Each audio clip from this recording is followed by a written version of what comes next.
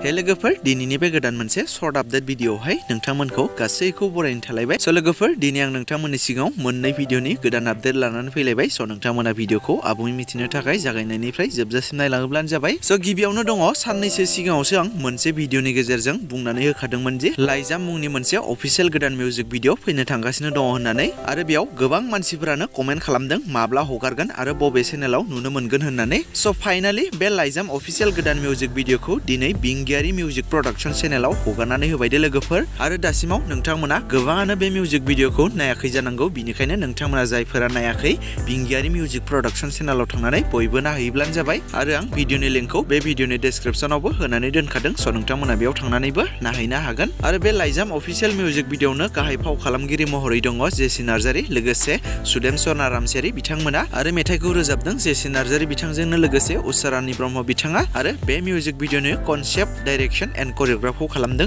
सदम रामचियारी बिथाङा। स' लोगोफोर नोंथांमोना सोरबाफोर दासिमबो बे लाइजाम अफिशियेल गोदान मिउजिक भिडियोखौ नायाखैब्ला बिंगियारि मिउजिक प्रडाक्शन चेनेलाव थांनानै बयबो नायहैदो।